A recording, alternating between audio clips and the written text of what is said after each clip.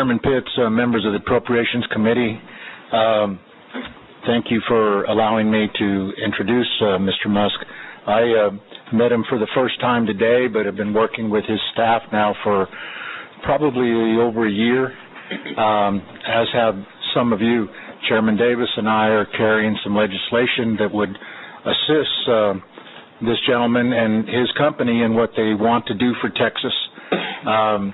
I'm going to let him really lay that out, but I just would ask you to listen to his testimony and what he wants to do for us in Texas, and how we can partner with him to revitalize our space industry. It is really a pleasure for me to introduce Mr. Elon Musk, who is the president and owner of SpaceX, and as well as Karen Chenoweth, I think I did that right, Sharon, who is his counsel and assistant. And you're going to hear some pretty exciting things about what can happen in Texas, as you've been hearing this morning as we were watching some of this from my office. But again, thank you for giving us this opportunity, and we appreciate the time and attention, and particularly when a lot of you all want to be at home on Friday with your family. So thank you all for allowing me to testify and to be part of this really important project that is something great for Texas. Musk? Elon, I want to tell you, I was watching your recent launch to the space station, and your successful launching and your successful docking, and I was very thrilled to see that. Thank you. You would introduce yourself and... Absolutely. Well, Chairman Pitts and members of the committee, thank you for having me here. It's an honor to be before you. We've actually had SpaceX operations in Texas for quite some time, in fact, from almost the beginning of the company.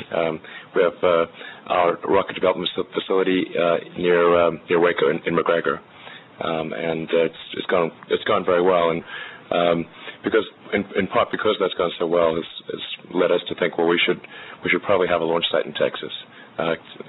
People have been very welcoming, very supportive of our rocket developments for quite some time. In fact, we've got a couple hundred employees in Texas already at that facility. So just to talk a little bit about the history of SpaceX, we're about 10 years old. We're actually approaching 11 years old. We develop rockets and spacecraft, and have now, as you mentioned, completed our fifth flight of our Falcon 9 rocket, which is a very large rocket. It's sort of about a 1 million pound thrust level. To put that into perspective, it's about 4 times the thrust of a 747. And then we have our Dragon spacecraft, which has completed its 4th flight and its 3rd docking with the International Space Station. So NASA selected SpaceX as the primary means of transferring cargo to and from the space station. And that's we've been able to execute that duty and complete all of the missions to date. NASA has also selected us to upgrade our system to carry astronauts. So as you may be aware, the United States currently is dependent on the Russians to transport astronauts to the space station, which is an unfortunate circumstance and something that needs to be corrected as soon as possible. Our system should be ready to transport astronauts in 2 to 3 years. We want to make sure that we've done everything possible to make the rocket as reliable as it can be, make the spacecraft as reliable as it can be, do many flights, iron out any issues before we have astronauts on board. But it's looking quite promising for the next 2 to 3 years to make that happen. And then we also intend to carry both astronauts for NASA and for other countries, as well as private citizens to space. And in the long term, our goal is actually to make dramatic improvements in the cost of space flight and to ultimately make it accessible to almost anyone that wants to go. And in the very long term, and the reason I actually started the company was to advance space technology ultimately to the point where we can send people to Mars.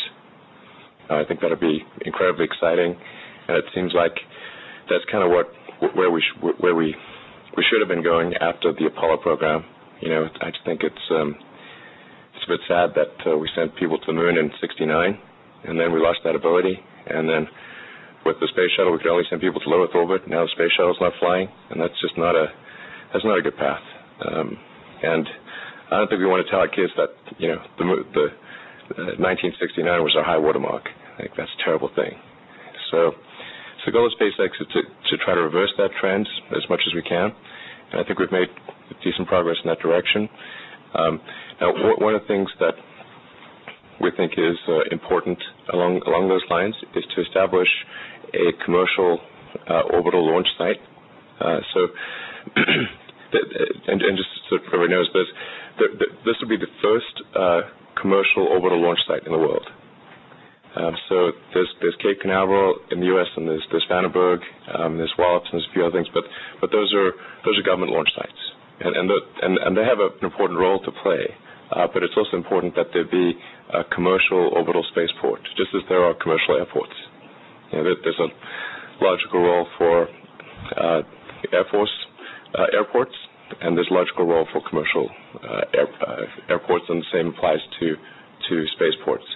You may have heard some talk of spaceports before, or commercial spaceports before, but those are suborbital, essentially where you go up and you fall right down. And we're talking about something that's really the big leagues here. This would be kind of a commercial version of Cape Canaveral.